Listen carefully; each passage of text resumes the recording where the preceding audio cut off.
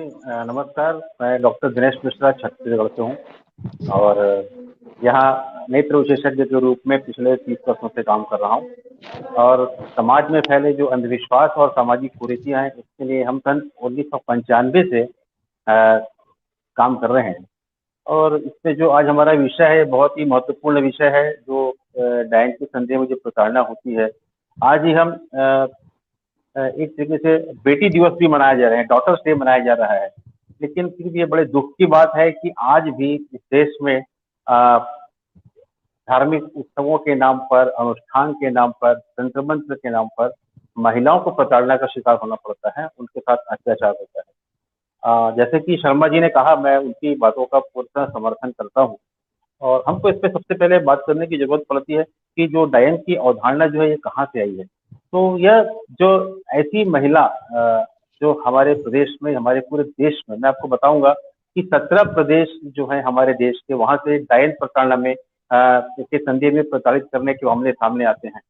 और जो कई बार हम जब आंकड़े भी जुटाते हैं, तो मैं आपको बताऊंगा कि जो नेशनल क्राइम रिकॉर्ड ब्यूरो का आंकड़ा था, उन्होंने सिर्फ 2000 से लेकर 2015 के बीच में 2600 मामले इसमें हत्या के पाए थे डायन के संदेह में। जबकि अगर हम वास्तविकता पर जाते हैं, तो स्थिति जो है बहुत ज्यादा विकराल है। मैं आपको बताऊंगा कि बिहार में जब मैंने बिहार में जानकारी ली, तो करीब करीब 1700 मामले बिहार के थे, जिसमें मोतीझीरा, दरभंगा और गया जैसे क्षेत्रों के थे। झारखंड के 7000 मामले थे। छत्तीसगढ़ के 1500 से अधिक मामले थे। असम के मामले 500 से अधिक हैं। उड़ीसा के 33 जिलों से 388 मामलों की जानकारी मिली थी। राजस्थान में 100 से अधिक मामले मिले थे। पंजाब में हमने जब सरकार से कहा, तो सरकार ने इस सामने कोई जवाब ही नहीं दिया। पश्चिम बंगाल में सरकार ने कहा कि हमारे पास इस संबंध में कोई डाटा अवेलेबल नहीं है।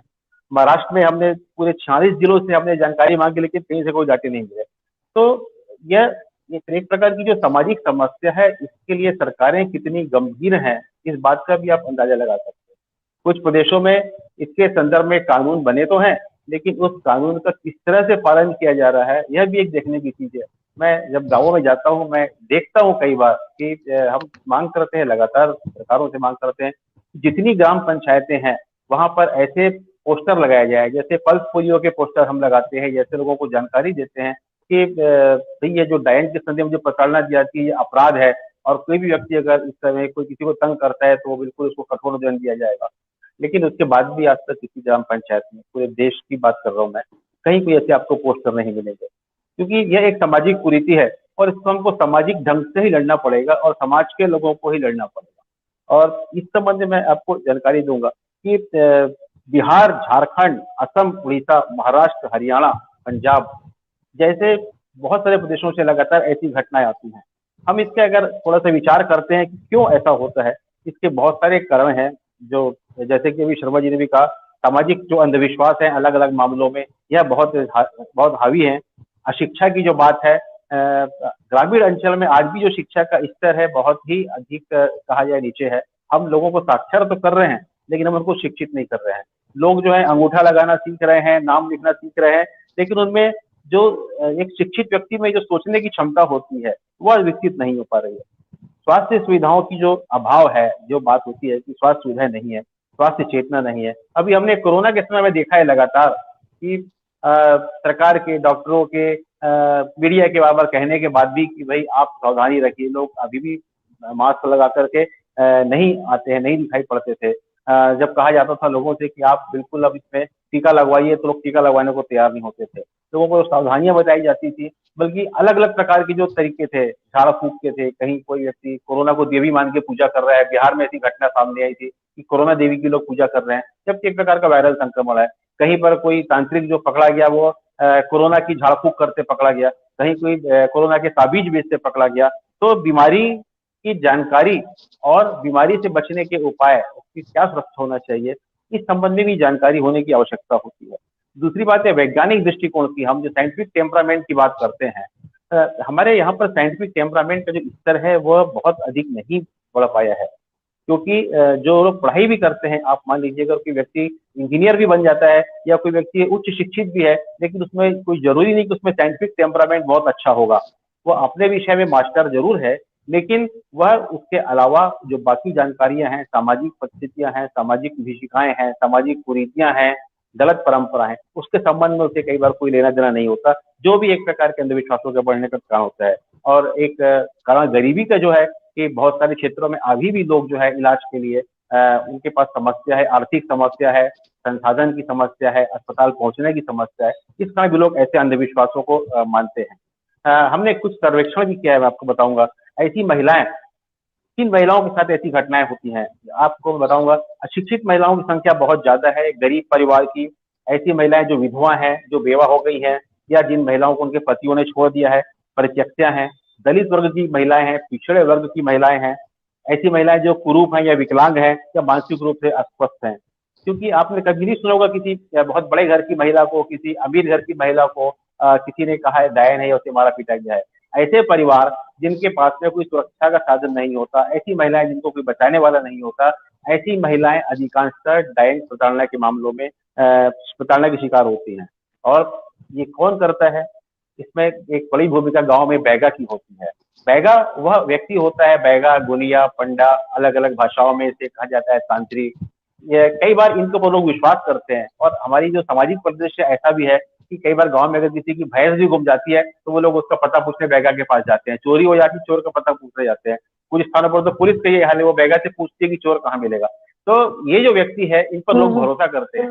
लेकिन इस भरोसे के कारण बहुत सारे लोग जो है, अगर कोई व्यक्ति गांव में बीमार पड़ता है तो लोग उसका इलाज कराने के लिए बैगा से झाड़ा फूंक के लिए आते हैं। और अब मान लीजिए वह व्यक्ति की बीमारी ठीक नहीं होती है, और बैगा ने कह दिया कि इस पर अमुक महिला ने जादू टोना कर दिया है, नजर लगा दी है, तो पूरा का पूरा गांव उसके ऊपर टूट पड़ता है। और ग्रामीणों की जो भूमिका है, वो एक प्रकार से ऐसे मामलों में सामूहिक अंधविश्वास का शिकार होता है। और जैसा बैगा ने कह दिया, जैसी अफवाह हुई, मैं बताना चाहूंगा, पूरा कुछ गांव में जाना होता है। कई बार ऐसा होता है कि वहाँ कोई छोटी सी अफवाह उड़ती है कि बच्चा बीमार हो गया है, और इस बच्चे की बीमारी का कारण जब ढूंढा जाता है तो कहा किसी महिला ने कुछ खाने को दे दिया होगा, किसी ने उसको कुछ अपने गोद में ले लिया होगा, मुस्कुराया होगा, तो उनको लगता है इसने कुछ कर दिया है। और जब बैगा के पास मामला जाता है तो किसी भी ऐसी महिला का नाम ले सकता है जो जिसे वो पसंद नहीं करता है, या जिसको ऐसा लगता है कि कोई बचा नहीं पाएगा। और पूरा का पूरा गांव उस महिला के पीछे हो जाता है, अफवाहें फैलने लगती हैं, उसके ऊपर लांछन लगने लगते हैं, और कई बार उसके सामने मरीज लेकर आते हैं। मैं आपको बताऊंगा, यहाँ के कुछ गांव में ऐसा हुआ है कि यहाँ तक कि मृत व्यक्ति को भी लाया गया कि आप इसको जिंदा करो, तुमने इसको जादू टोने से मार दिया है। कई बार इसको ठीक करो, तुमने इसको मार दिया है, जादू टोने से ही मार कर दिया है। और आप जानते हैं कि कोई महिला जो है किसी को ना बचा सकती है, ना किसी को मार सकती है, कोई ताकत नहीं होती। तो ऐसे में जब वो इनकार कर देती है, नहीं बचा पाती है, तो पूरा का पूरा गांव से बदला लेने लगता है। उसका झोपड़ी जला दी जाती है, उसको गांव से बाहर कर दिया जाता है, मारपीट की जाती है। हमने इसमें कई बार देखा है कि हमने इसकी भी सर्वेक्षण किया था, कैसी कैसी प्रताड़ना होती है महिलाओं के साथ में। तो मैं बताऊंगा, बहुत सारे मामले जो है हत्या के हैं। असम के पास की घटना थी जहां पर एक महिला की हत्या हुई, और सिर्फ इस बात को मिटाने के लिए कि कोई गवाही ना हो पाए, कोई सबूत ना मिले, उसकी लाश को जला करके उसको ब्रह्मपुत्र नदी में बहा दिया गया था। ऐसे लगातार बहुत सारे मामले होते हैं, उनको गाड़ दिया जाता है। कुछ मामले में गंभीर रूप से घायल मामले भी हैं, उनको गर्म सलाखों से दागा जाता है। जुनवानी के पास की घटना थी जहां पर उसको सलाखों से दागा गया था। एक बिहार की घटना थी जिसमें महिला को आग का घेरा पार करने को कहा गया कि अगर आग का घेरा पार कर देगी तो ये दोषी नहीं है। कई बार मारपीट होती है, डंडे से मारपीट होती है, इमली की लकड़ी से, धूनी से। कुछ स्थानों पर उनको मलमूत्र खिलाया जाता है, कुछ स्थानों पर उसको अंग भंग कर दिया जाता है। एक ऐसे महिला से मेरी मुलाकात हुई थी जिसकी आंखें फोड़ दी गई हैं, उसकी आंखों में हंसिया डाल दिया गया था, और वह किसी बता नहीं सके नाम किसी व्यक्ति का, इसलिए उसकी जीभ काट दी गई थी। तो ये अलग अलग प्रकार के तरीके हैं। कुछ स्थानों पर यह कहा जाता है कि महिलाओं के जो ताकत होती है उनके बालों में होती है, उनका मुंडन कर दिया गया, उनके बाल काट दिए गए। कुछ जगह सार्वजनिक अपमान की घटनाएं हुई हैं, जिसमें उनको कपड़े उतार करके घुमाया गया, सामूहिक गाली गलौज की गई, मलमूत्र खिलाया गया, बहिष्कार की घटनाएं हुई हैं, गांव से उनको निकाला गया है, जुर्माना हुआ है, आत्महत्याएं हुई हैं। लेकिन ये सब इतनी ऐसी बातें हैं जो हमें बताती हैं कि हम इतने 21वीं सदी में प्रवेश करने के बाद भी महिलाओं के प्रति कितने संवेदनशील हैं। एक अंधविश्वास है, पूरे गांव को तबाह कर देता है। कई मामलों में गांव के 50-60 लोगों के खिलाफ एफआईआर होती है, लोग अंदर चले जाते हैं। तो हमें कारण जानने की जरूरत है, ऐसा क्यों होता है, ऐसी क्या बात होती है। कुछ मामलों में हमने देखा है कि डायन प्रताड़ना के जो मामले हैं, कि 99% मामले जो है ग्रामीण अंचल के हैं, आदिवासी अंचल के हैं। शहरों में ऐसी घटनाएं नहीं होती। जब हम महिलाओं की संख्या के बारे में बात करते हैं तो जातिगत जो अगर देखा जाए तो पिछड़े वर्ग की महिलाएं, दलित वर्ग की महिलाएं, अनुसूचित जाति जनजाति की महिलाओं की बहुलता है ऐसे मामलों में, उच्च वर्ग की महिलाओं की प्रतिशत बिल्कुल नहीं था। गरीब महिलाएं, विवाहित मामलों की लिया जाए तो इस विवाहित महिलाओं की संख्या बहुत ज्यादा थी, जिसमें से विधवा महिलाएं थी, परित्यक्ता थी, कुछ निसंतान महिलाएं भी ऐसी घटनाओं की शिकार हुई हैं। अशिक्षित महिलाएं इसकी शिकार होती हैं, लेकिन कई बार यह दुख की बात देखा गया है कि अफवाह फैलाने में गांव की अन्य महिलाओं का भी हाथ होता है, जिन्हें खुद भी जानकारी नहीं होती इन चीजों के बारे में। जो आयु वर्ग पर हमने जब सर्वेक्षण किया तो 40 से 60 वर्ष की आयु के करीब 89% मामले सामने आए। और यह जो मामले थे, इसमें लगातार हमने जो देखा कि बहुत सारी घटनाओं में ऐसा होता जा रहा था कि उन्हें बिल्कुल किसी बात की जानकारी नहीं थी। और अब ऐसा क्यों हो रहा है, इसके पीछे क्या कारण है? तो सबसे बड़ी कारण जो होता है अंधविश्वास का होता है। और अगर हम अंधविश्वास की बात करते हैं तो अंधविश्वास जो है सामाजिक अंधविश्वास हमारे बीच में है। और दूसरे जो अंधविश्वास है उसको, जैसा मैंने आपको कोरोना के बारे में कहा, वो बीमारियों को लेकर के है। सामाजिक अंधविश्वास जो है इसमें से आपने देखा है सूर्य ग्रहण चंद्र ग्रहण की अगर हम बात करते हैं तो हम अपने बच्चों को स्कूल में पढ़ाने लगते हैं कि ग्रहण क्यों होते हैं, सूर्य ग्रहण क्यों होता है, चंद्र ग्रहण क्यों होता है। लेकिन वही बच्चा जब बड़ा होकर के पढ़ने लगता है, जब सर्विस में करता है, तो हमारे जो लगातार जो टीवी चैनल लगातार ऐसी घटनाओं के बारे में अवैज्ञानिक व्याख्या करते हैं, बताते हैं कि ग्रहण राहु केतु से होता है, ऐसी गलत बातों का प्रचार करते हैं, घर से बाहर मत निकलो ऐसी बातों का प्रचार करते हैं, ये शुभ नहीं है, अशुभ नहीं है, ऐसी बातों का प्रचार करते हैं। इसके पाखंड के चक्कर में जो लोग आते हैं वो अंधविश्वास का शिकार होते हैं। प्राकृतिक घटनाओं से जुड़े अंधविश्वास हमारे देश में है। जादू टोने की जो मान्यता होती है, जो आंख फड़कने, अंग फड़कने ऐसी बात होती है, छींकने को लोग अशुभ मानते हैं। कई स्थानों पर लोग शादी ब्याहों में किसी विधवा महिला की उपस्थिति को अशुभ मानकर उसको मंडप पर खड़ी नहीं चाहते हैं। बाहर जाने से कोई व्यक्ति टोकता है तो उसको अशुभ मानते हैं। दिशाशूल होता है, भूत प्रेत की मान्यता होती है।